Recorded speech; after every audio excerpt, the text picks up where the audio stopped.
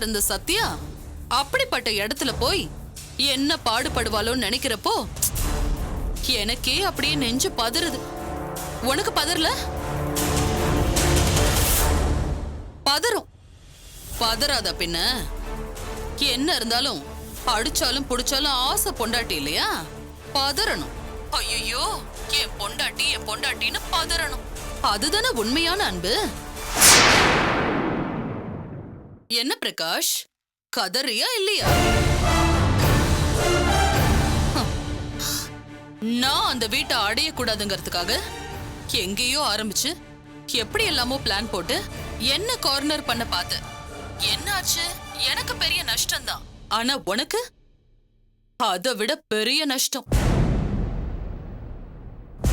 எனக்கு இழக்கிறதுக்குன்னு எதுவுமே இல்ல. நான் அடையிறது எல்லாமே எனக்கு போனஸ் தான்.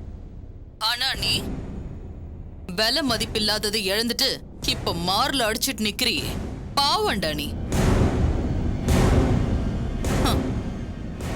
நான் யாருன்னு நினைச்ச?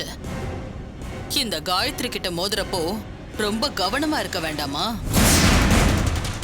பாத்து ராசா, காயத்ரிங்கிற புயல் அடிக்கிறப்போ பெரிய பெரிய கப்பலே அடையாளம் தெரியாம காணாம போயிடும். நீ சத்யாலாம் சின்ன படகு, போன இடம் தெரியாம போயிடுவீங்க. எத்தனை நாள் கழிச்சு வெளியில வருவாளோ, எந்த நிலைமையில வருவாளோ, அவளுக்கு அவ வயித்துல இருக்கிற புள்ளைக்கு என்ன ஆகுமோன்னு நினைக்க நினைக்க எனக்கே ரொம்ப வேதனையா இருக்கு. நீ வேதனை தாங்க முடியாம தூக்குல தொங்கிடாத பிரகாஷ். அப்புறம் பொண்டாட்டிக்கு ஆறுதல் சொல்ல கூட ஆள் இல்லாம போயிடும். வச்சிரவா?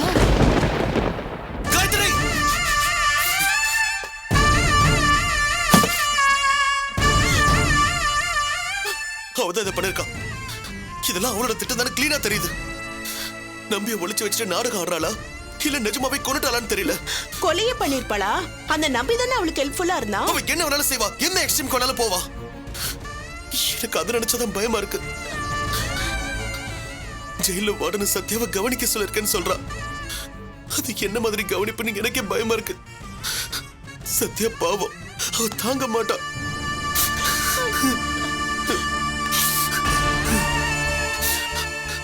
சத்யா எவ்வளவு நம்பிக்கையோட சொல்லிட்டு போனா தெரியுமா? நீங்க இருக்கீங்க, என்ன வெளியே கொண்டு வந்துறீங்கன்னு எனக்கு தெரியும்னு சொல்லிட்டு போனா. நான் லாக்கப்ல இருந்தப்போ அவ போராடி என்ன காப்பாத்தினா. ஒரு புருஷன் அவளை காப்பாத்த முடியாம தவிக்கிறேன்.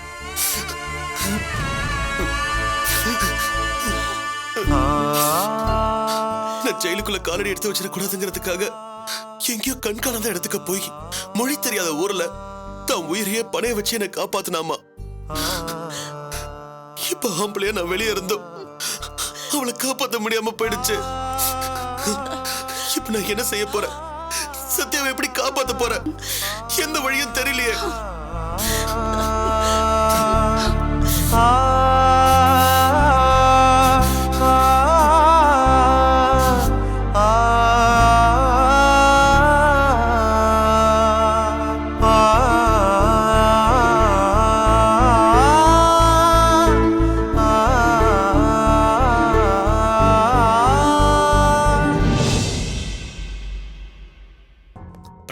உட்காருப்பா. சார், இது பொய் கேஸ் சார். அந்த டிரைவரை சாட்சியா வச்சு சத்யாவை இந்த கேஸ்ல சிக்க வச்சிருக்காங்க. அவ ஒரு தாசில்தார், பிரெக்னெண்டா வேற இருக்கா. அவளை அரெஸ்ட் பண்றதுக்கு எப்படி சார் அவங்களுக்கு மனசு வந்துச்சு? அப்ப இருந்து இதே புலம்பல் தான் சார். அடுத்து என்ன சார் பண்றது நீங்களே சொல்லுங்க. சந்தர்ப்ப சாட்சியத்தை வச்சு அவங்க போலீஸ்க்கு பிரஷர் கொடுத்து எப்படியோ அரெஸ்ட் பண்ண வச்சுட்டாங்க. அதனால என்ன, கோர்ட்டு வக்கீல்லாம் எதுக்கு இருக்கும்? ஜஸ்ட் லைக் தட் சத்யா மேடத்தை வெளியில எடுத்துடலாம் சார். கவலைப்படாதீங்க. முடியும்ல, எடுத்துடலாம்ல. ஈஸி தானே சார்? ரொம்ப ஈஸி சார். முதல்ல இது கேஸே இல்லைன்னு சொல்லுவேன். கொன்னுட்டாங்கன்னு சொல்றாங்க. கொன்னா பாடி இருக்கணும்ல, எங்க இருக்கு?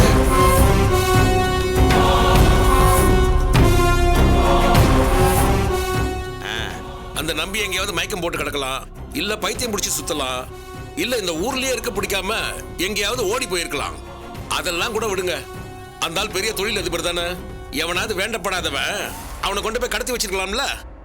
எல்லாத்துக்கும் மேல ஏன் அந்த ஆளே தானா ஒளிஞ்சுக்கிட்டு நாடகம் ஆடலாம்ல.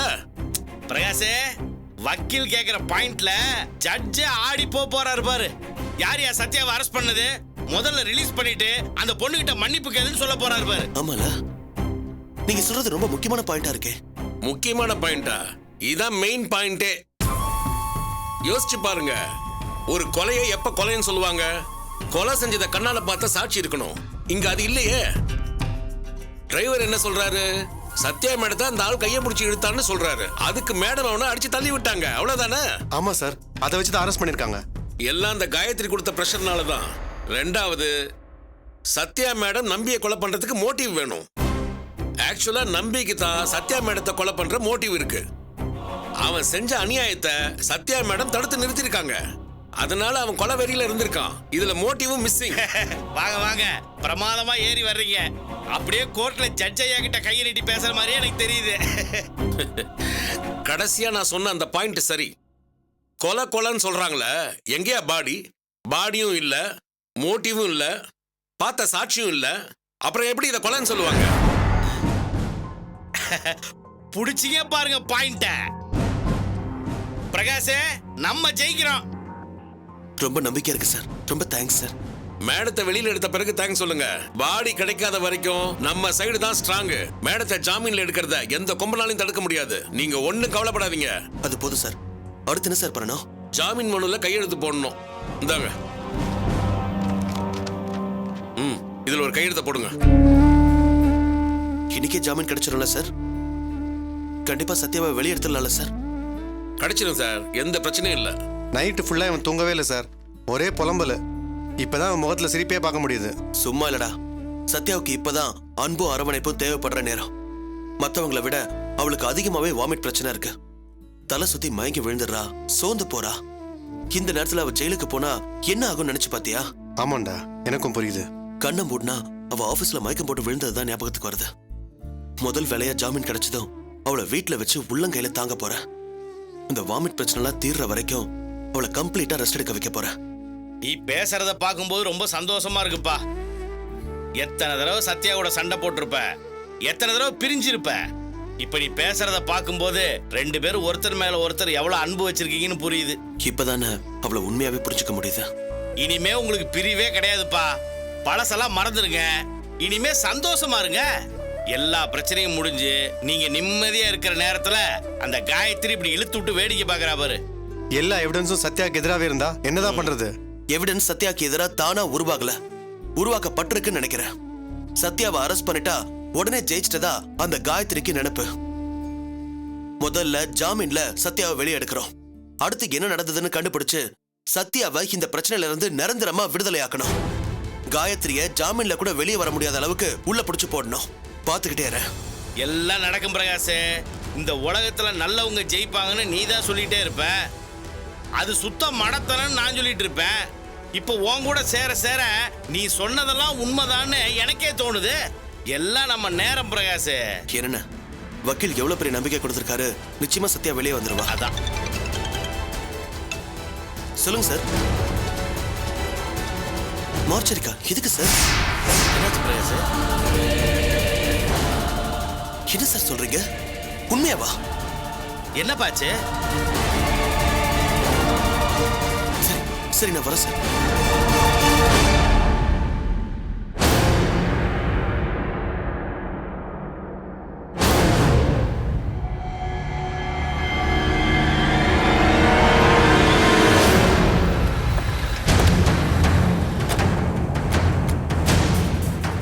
நம்பியோட பாடி கிடைச்சிருச்சா?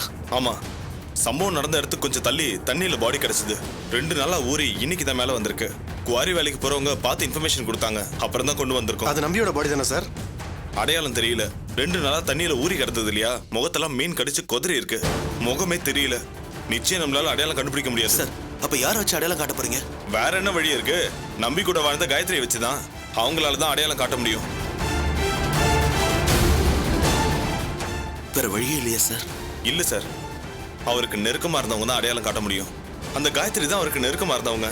முகம் தெரியாத பொண்ணத்தை வேற யாரால அடையாளம் காட்ட முடியும் சார்? டிஎன்ஏ டெஸ்ட் ஏதாவது செஞ்சு கண்டுபிடிக்கலாமே. அவரோட ரத்த சொந்தம் யாராவது இருந்தாங்கன்னா டெஸ்ட் பண்ணலாம். அம்மா, அப்பா, அண்ணன், தம்பி, தங்கச்சி, குழந்தைங்கன்னு ரத்த சொந்தம் இருந்தா தான் டிஎன்ஏ டெஸ்ட் பண்ண முடியும். இவருக்கு தான் யாருமே இல்லையே, அப்புறம் எப்படி சார் பண்ண முடியும்? சார், முன்னாடி ஏதாவது பிளட் சாம்பிள் இருந்தா பண்ணலாமா சார்? அதுவும் இல்லையே. எங்கேயுமே ஒரு பிளட் டொனேட் பண்ணவே இல்லையே.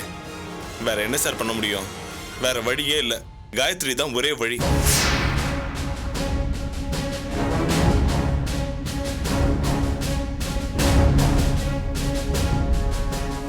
என்னடா இது, திருடன் கையிலேயே சாவியை கொடுக்குற மாதிரி இப்போ காயத்ரி விட்டு நம்பி பணத்தை அடையாளம் காட்டணும்னு சொல்றாங்க. இதெல்லாம் நல்லதுக்காடா? தெரியலையே சார், அந்த பாடி சம்பவம் நடந்த இடத்துக்கு பக்கத்துல இருந்து கிடைச்சிருக்கு. அது நம்பியோட பாடி தான் அடையாளம் தெரிஞ்சிட்டா நமக்கு நல்லது இல்ல. இருங்க, என்ன நடக்குதுன்னு பார்ப்போம். அதுக்கு முன்னாடி நாம அந்த பணத்தை பார்க்க முடியாதாடா? அது ப்ரொசீஜர் இல்ல. செத்தவங்களோட சொந்தக்காரங்களுக்கு மட்டும்தான் பாடியை காட்டுவாங்க.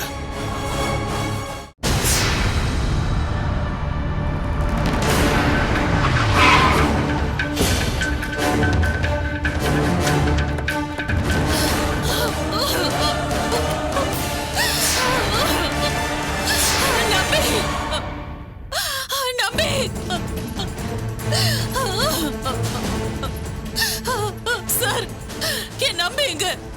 அது நம்பியோட பாடி தானா? தயவு செஞ்சு இல்லைன்னு சொல்லுங்க. நம்பிய பணமா பாக்குற தைரியம் எனக்கு இல்ல சார். மேடம், ஒரு பாடியை கைப்பற்றி இருக்கோம்.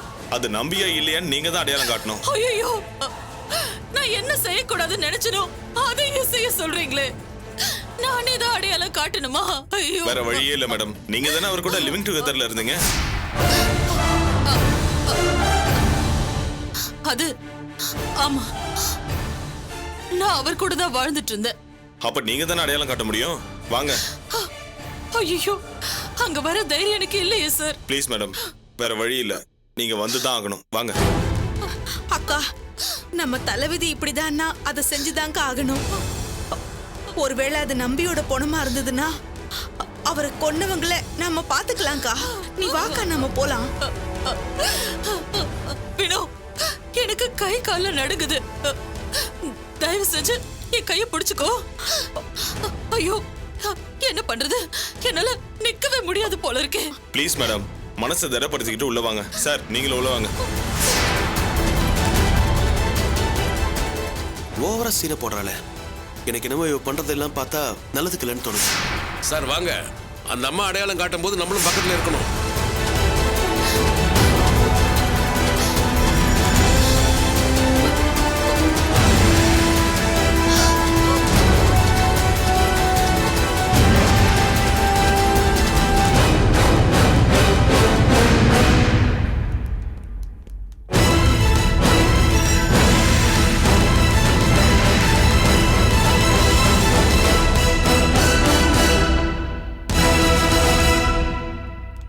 இந்த பாடி தானே?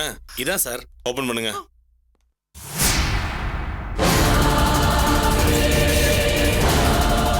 மேடம், ப்ளீஸ் பாருங்க.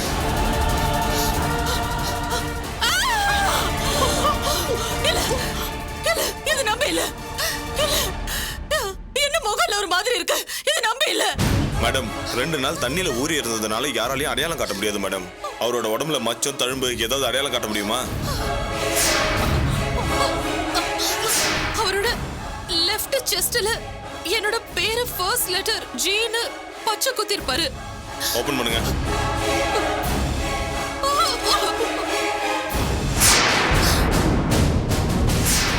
மேடம், ப்ளீஸ் பார்க்க சொல்லுங்க. அக்கா, அக்கா பாருக்கா. மேடம், ப்ளீஸ் இதானு கொஞ்சம் பார்த்து சொல்லுங்க. பார்த்து சொல்லுக்கா. என்னால முடியாது. அக்கா, அழாம பார்த்து சொல்லுக்கா. பார்த்து சொல்லுங்க மேடம். சொல்லணும். பாருக்கா.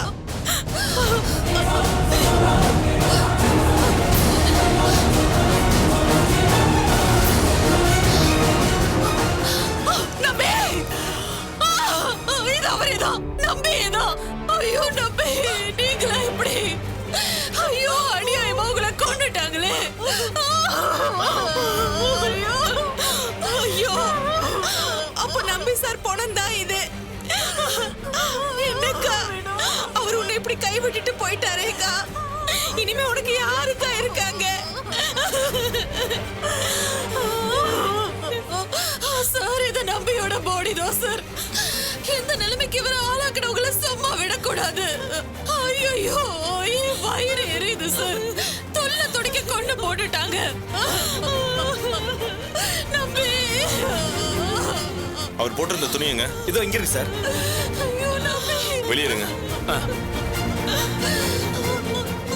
இந்தாங்க சார். மேடம், இது நம்பியோட ட்ரெஸ்ன்னு பாருங்க. ஆமா, கடைசி அவரே இந்த ஷர்ட் தான் போட்டுட்டு போனாரு. ஐயோ, இந்த ட்ரெஸ் தான் நம்பி போட்டிருந்தானா? ஆமாண்டா, அதே மாதிரி தான் இருக்கு. இனிமே எனக்குன்னு யார் இருக்கா? ஐயோ, நம்பி. அக்கா, மனசு திடப்படுத்திக்கோக்கா. உன்னை இந்த நிலைமையில என்னால பார்க்க முடியல. பார்க்க வெளியே போயிடலாம். அக்கா.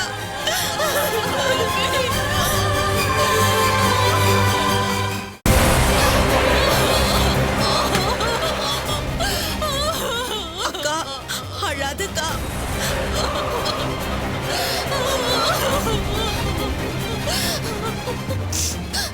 எங்க பாருங்க சார், என்ன செய்வீங்களோ எது செய்வீங்களோ எனக்கு தெரியாது. நம்பிய கொன்னவங்களை நீங்க விடவே கூடாது. இதுக்கு மேல நான் வக்கீல் கிட்ட பேசிக்கிறேன். நான் கிளம்புறேன். மேடம் ஒரு நிமிஷம். நீங்க அடையாளம் காட்டினதை ஒரு ஸ்டேட்மெண்டா எழுதி கையெழுத்து போட்டு கொடுங்க. 2 நிமிஷம் வெயிட் பண்ணுங்க, நான் ஸ்டேட்மெண்ட் ரெடி பண்ணிட்டு வரேன்.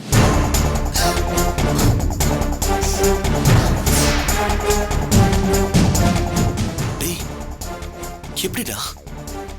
என்னால நம்பவே முடியல. நம்பி வீட்டுக்கு தான் போனா, அப்புறம் எப்படி அங்க பணமா இருக்க முடியும்? நாங்க காப்பாத்துனது நம்பியோட ஆவியா?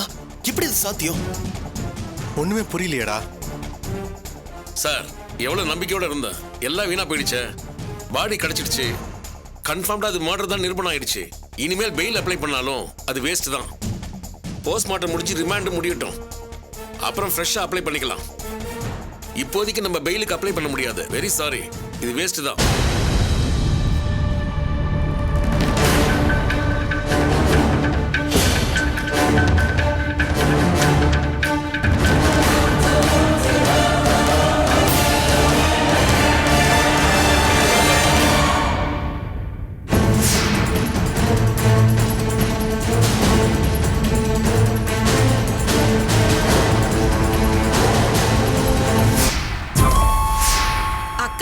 மார்ச்சுரியில நீ நடிச்ச நடிப்பு இருக்கே, ஆஹா பிரமாதம். எஸ்ஐ ரொம்ப வருத்தப்பட்டுட்டு போனாருக்கா. அது மட்டுமா, அந்த பிரகாஷ் முகம் போன போக்கு இருக்கே, நீ பாத்தியா? அப்படியே இடிஞ்சு போய் உக்காந்துட்டான். குமார் தான் அவனுக்கு ஆறுதல் சொல்லிட்டு இருந்தாரு. விட்டுறாதக்கா, இந்த தடவை எந்திரிக்க முடியாத அளவுக்கு அவங்கள அடிக்கணும், அதுதான் முக்கியம். யாரு விட போறா? சவால் விட்டுருக்கேன். இந்த சவால்ல ஜெயிக்காம விட மாட்டேன். நான் சொன்னபடியே அந்த குடும்பத்துல இருக்கிற ஒவ்வொருத்தரையும் பரதேசிங்க மாதிரி தெருவுல துரத்தி விட்டுட்டு அவங்க கண்ணு முன்னாடியே என் புருஷன் கூட அந்த வீட்டுல வாழத்தான் போறேன். நீயும் பார்க்கதான் போற. அக்கா, இருக்கிறதுலே பெஸ்டான விஷயம் என்னன்னா நீ நம்பிய ஒதுக்கி விட்டதான்க்கா. எல்லாம் என் பிளான்ல ஒண்ணுதான் வேணும். கரெக்டா அங்க செக் வச்சு இங்க செக் வச்சு கடைசியில அவளை ஜெயிலுக்குள்ள போட்டேனா இல்லையா? இது வேற ஆரம்பம்தான். இப்போ போலீஸே நம்ம பக்கம். நம்மள யாரும் அசைக்க முடியாது. கந்தசாமி, ஒன்னையும் சும்மா சொல்லக்கூடாது. நம்பி சைஸ்லயே ஒரு பணத்தை எக்ஸாக்டா ரெடி பண்ண பாத்தியா? உண்மையிலேயே உன் வேலை பெரிய வேலைதான். அதுக்கு நான் பட்ட பாட்டு இருக்க. ஒரு தொண்டு நிறுவனத்துக்குள்ள ஆளை வச்சு உள்ள பூந்துட்டேன் மேடம். அவங்கள சமாளிக்கவே முடியல. அவங்க பாடி தரமாட்டேன்னு சொல்லி அடிச்சு வெட்டாத குறைதான் மேடம். எல்லாரும் போலீஸுக்கு போறோன்னு கிளம்பிட்டாங்க. கடைசியில உள்ளே ஒரு குடிகாரா இருந்தான். அவனுக்கு காசு கொடுத்து நைஸ் பண்ணி அப்பா பாடியை கொண்டு வந்து சேர்க்க படாத பாடுபட்டுட மேடம். குட், இப்படிதான் இருக்கணும். ஆனா ஒண்ணு மேடம், அந்த பாடியில ஜீன் ஒரு பச்சை குத்தி இருந்தது. அதையும் நீங்க உங்களுக்கு சாதகமா பயன்படுத்தினீங்க பாருங்க. அங்கதான் மேடம் நீங்க நிக்கிறீங்க. நம்ம தரப்ப ஸ்ட்ராங் பண்ணிக்கணும்னா இதெல்லாம் பண்ணிதானே ஆகணும் கந்தசாமி. நம்பி உடம்புல பச்சை குத்தி இருக்குன்னு யாருக்கு தெரியும்? இப்ப நான் சொன்னதும் எல்லாரும் நம்ப ஆரம்பிச்சிட்டாங்களா இல்லையா? அக்கா, உன் மூளைக்கு ஈடு இணையே இல்லக்கா. மேடம், இன்னைக்கு எபிசோட் பார்த்து ரசிச்சிங்களா? பின்ன ஏன் சப்ஸ்கிரைப் பண்ணாம இருக்கீங்க? வீடியோக்கு கீழே இருக்கிற சப்ஸ்கிரைப் பட்டனை கிளிக் பண்ணுங்க. நன்றி.